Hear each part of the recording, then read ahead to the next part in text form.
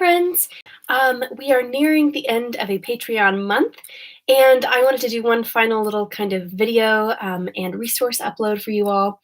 And I thought I would do it on Advent because next Sunday is the beginning of Advent. This last week was Christ the King, which is the last week in the church calendar before the new church year.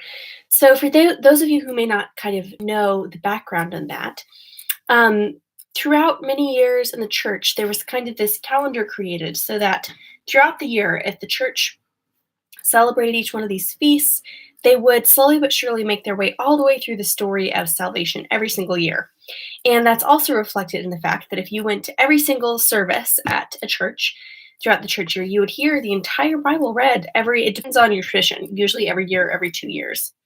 And so the church year was this calendar of holidays and of saints' days and kind of seasons that helped us live through the story of salvation. And the two obviously kind of big seasons are Advent, which is leading up to Christmastide. So it's a time of anticipation, of thinking about the coming of Christ. And then, of course, Lent leading up to Eastertide. Those are two kind of like the really big events. And this was really a way for people to celebrate and encounter the story of Christ, not just kind of, yes, personally and devotionally, but also in a community that we kind of lived in these rhythms and in these contours of remembering the story of God's love for us. And of course, I love celebrating that. We always celebrated Advent when I was a little girl, but as I grew up, we kind of got more into the church year. And there's lots of little phrases and things in culture that we don't know reference the church calendar. Like if you hear somebody say, "Oh, it's a real red letter day," that was because in the Middle Ages, they like went hog wild on this. And they had practically something happening every single day, and you had a Saints' Day every single day. And so the red letter days that were the really important ones, to be the really important saints or the really important celebrations like Christmas. So anyway, each year when Advent comes around, Advent are the 4 Sundays leading up to Christmas, and it's a time to kind of tap into our longing, our desire for redemption in the world, and to remember the wonder of God's coming. And so traditionally, although I'm kind of bad about this, you don't sing Christmas carols until Christmas because all in Advent, you're thinking about longing for Jesus so that when the Christmas actually comes, you get to enjoy the thrill of singing Christmas carols of remembering that God has come. So that's what Advent is about.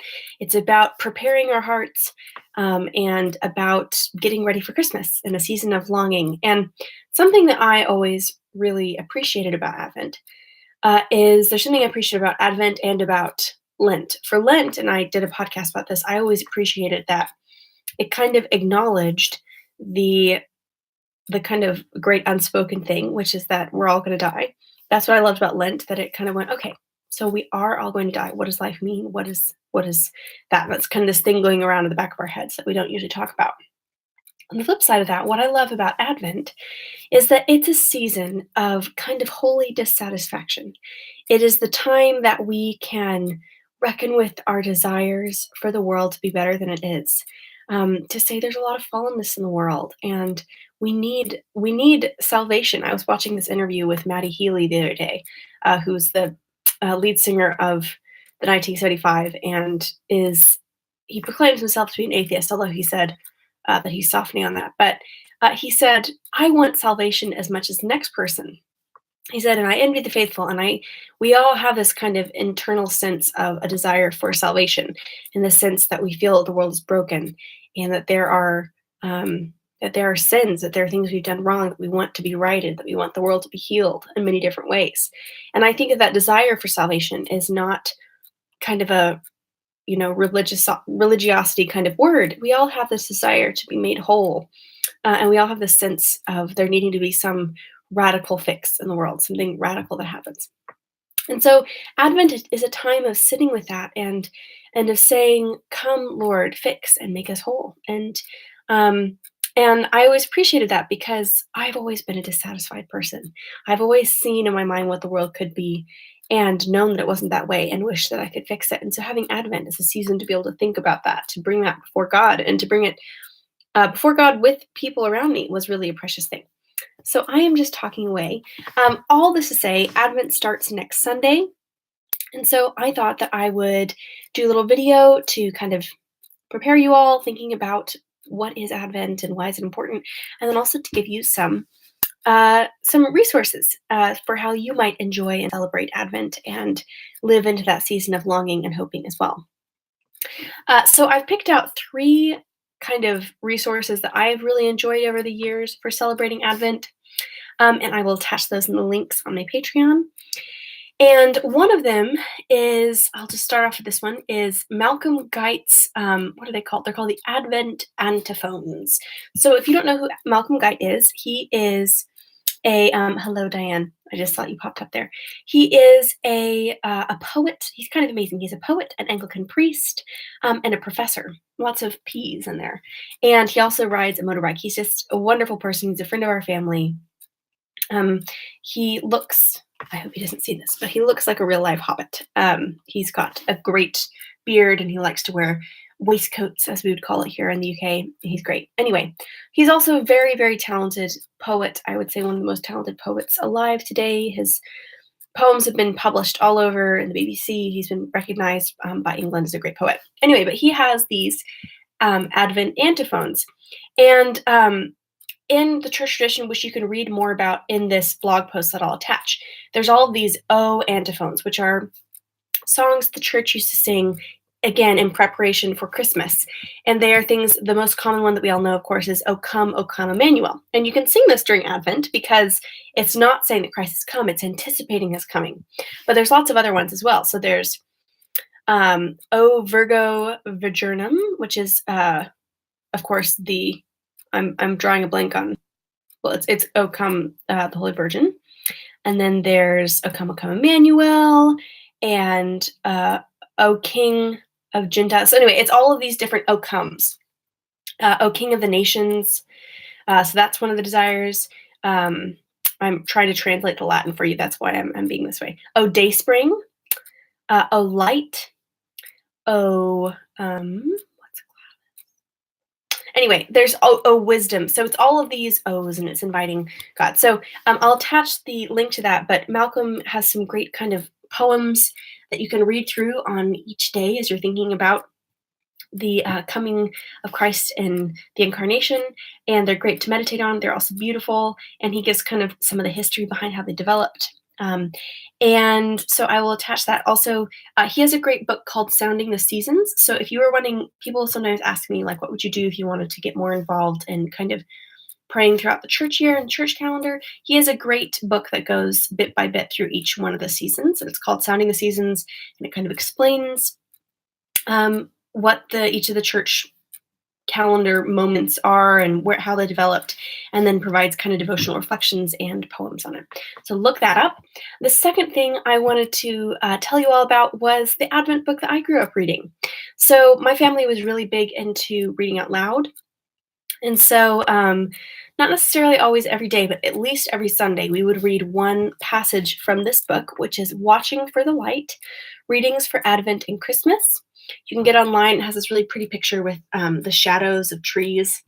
And it has basically every day there's a short reading that has to do with Advent on everyone you could possibly imagine. It has Aquinas, Annie Dillard, John Donne, Meiser Eckhart, T.S. Eliot, Gerard Manley Hopkins, Kierkegaard, Madeline L'Engle, Lewis, Luther. So it's a great kind of smattering of people reflecting on Advent. So I would highly recommend that. It's fun. They're pretty short little segments, and we always enjoyed. We would read it out loud together and then discuss it. So that's a fun one. And then I wanted to share with you one of my very favorite, which is something that I've done for, I think, 3 years now, and it's from my home university. So it's called The Advent Project by Biola, and Biola University, which is where I attended. And every single day, it's an online Advent calendar. So each day, a new section of the calendar opens up, and on each day, you click on it, and it has a song. It's actually one of the things that inspired my podcast. So it has a song, an image, and a scripture reading, and then a reflection on that scripture reading, written by different people at Biola. They get different people in, and they've always just been really, really thoughtful. And it's also kind of fun to go on every day and have a new little thing to open up. So I would really highly recommend that. I'll put a link in, and you can subscribe to it. It'll email you every day, and it goes up to Christmas, and then it goes through the 12 days of Christmas, because traditionally you have the season of Advent, and then you have a whole season of Christmas. So you know how you have the on the first day of Christmas, that song, and it goes for all 12 days. That's because traditionally Christmas was a season, it wasn't just a day.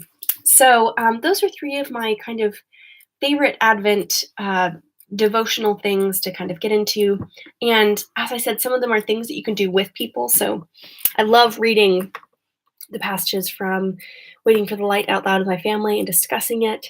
You can learn a lot from reading Malcolm's beautiful poems, but also his kind of descriptions of where they came from and how they originated in the early church. And then the Advent Project from Biola is just a really wonderful, it's a really wonderful daily devotional, and it has provided me with a lot of delight. And I showed it to my kind of aunt Gwynnie, who's not really my aunt, but generally speaking, she's my mom best friend.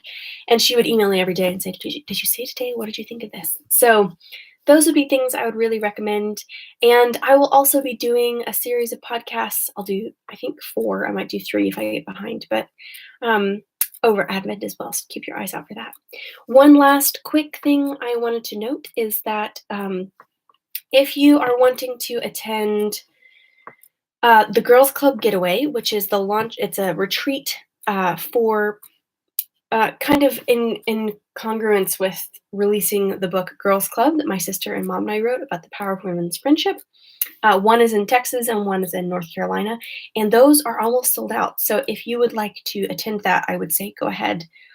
My advice to you Patreoners is to go ahead and sign up now, because it's almost completely full, which is really exciting, but also I want my friends to be able to get in. So I am off to a rainy day outside, but to go get some soup. I wish you all a beautiful day. Thank you for tuning in, and I hope that you enjoy the Advent options that I provided for you.